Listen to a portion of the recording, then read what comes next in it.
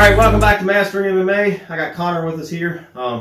He requested he be in more videos. He wanted to be the sweaty guy in the videos. But we just finished up a gi session here, and we were talking about grips. So this applies both to gi and no gi. But when you're breaking grips, you've got to attack the weak point, right? Each grip has a different weak point. And we spent a lot of time talking about that today. And obviously when you're playing in the gi, there's a lot more grips than there is no gi, but it plays out the same. So if you can actually come back here and put me in like a rear naked choke grip. So I kind of talked about this in the video before, is go ahead and put this in your bicep, just don't choke yet. Is like you can't, I'm not going to be able to pull this through his arm, right? I'm never going to pull his own arm through his arm. I've got to attack the weak points. Right, so one way to attack it would be to push this arm out, while I'm fighting, is to push this arm out, and now I don't have to pull it through it, I pull it back. That's really hard to do. The other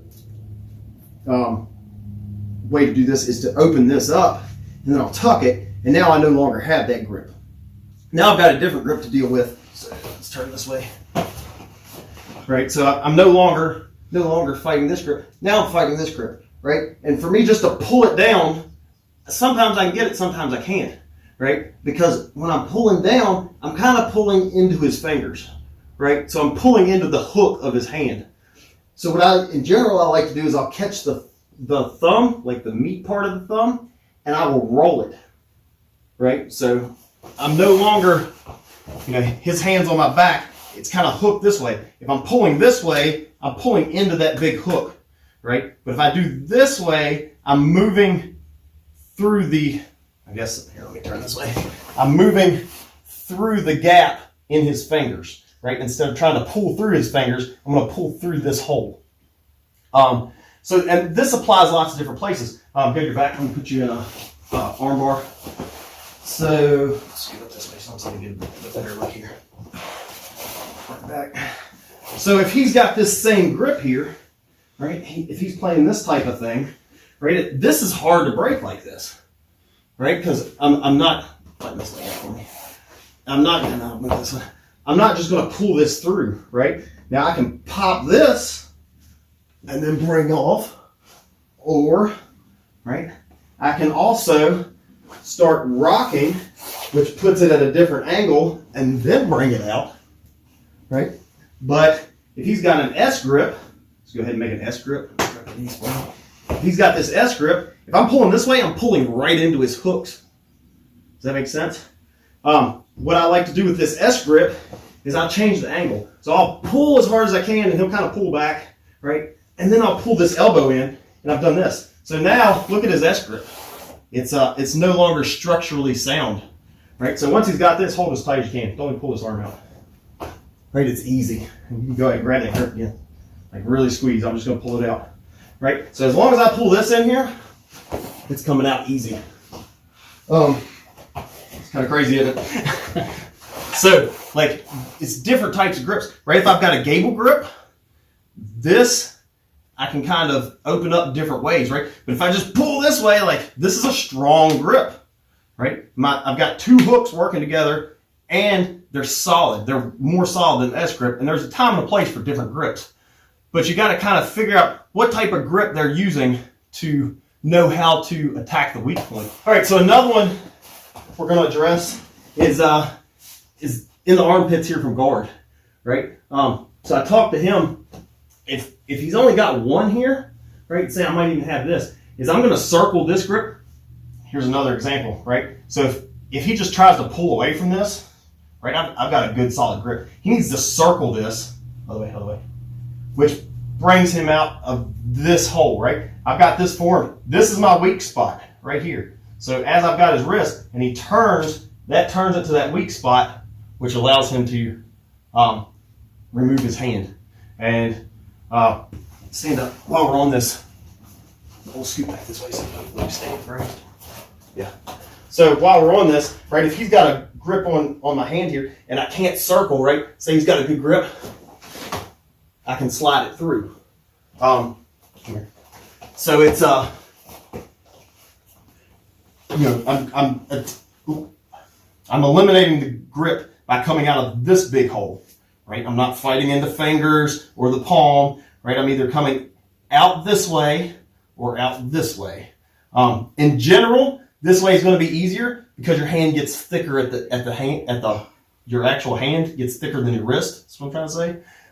So when you're coming this way, you've got like a ball there at the end that you got to get through too. So it's in general easier to go this way, but sometimes this way is going to be your better option. So we were talking about in the armpit. So if he's got this one, or if I've got this grip and he's frees it out, his next step is to push this off to a side, whether he moves it out or yanks it in.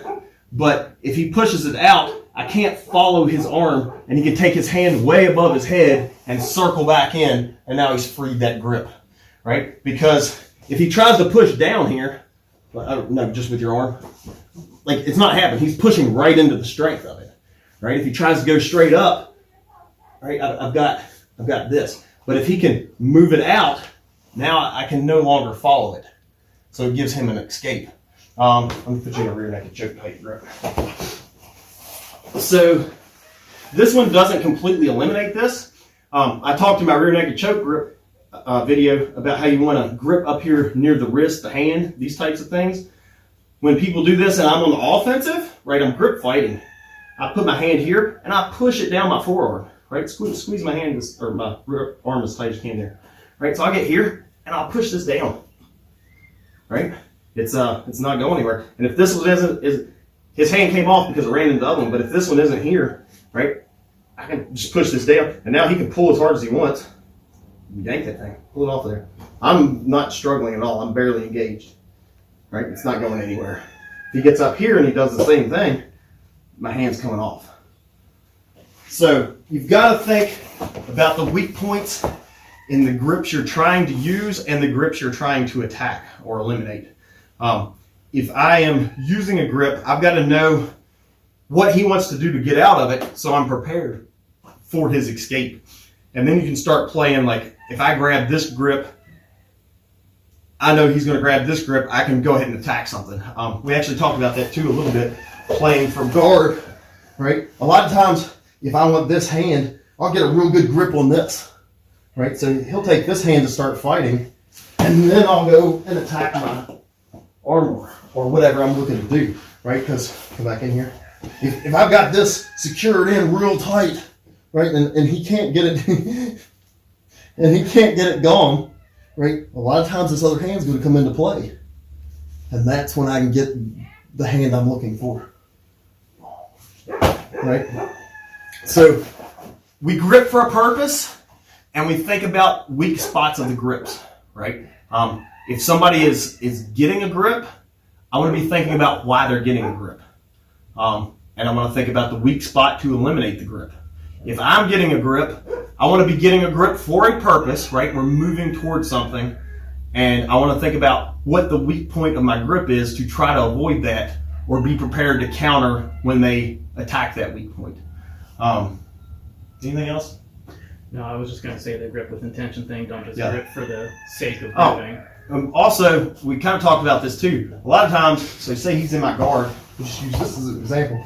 A lot of times, like my original grip might not be so much for an art of game plan, right? I might be, especially for an MMA, and he's like trying to punch or whatever, right? I might be just trying to grab something, and my intention is not to get punched, right? But once I've got a grip, now I'm going to start game planning off of this, right? I want to expand my spider web just like I do my submissions and chain them together. I want to chain my grips together, right? This grip leads to that grip, leads to that grip, leads to this submission, leads to that submission, until he can get behind.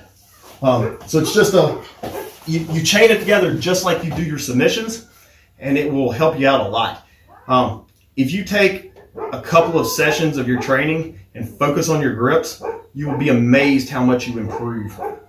Just think about what your grips are doing, why you're doing them, and your game will improve vastly. Yeah, I guess that's it. Anything else that I missed? Excellent. So if you haven't yet, click like. This is going to help you out, so click like. And if you haven't subscribed yet, definitely subscribe. Hit the notification bell so you don't miss any of the videos. Once again, we're still under construction here.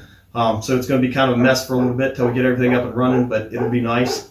And it'll be better for you as the viewer. We'll be able to do more stuff out of here and make some better things happen to help you all train on your own. So make sure you've subscribed, and we will catch you next time on Mastering MMA with Coach Lee.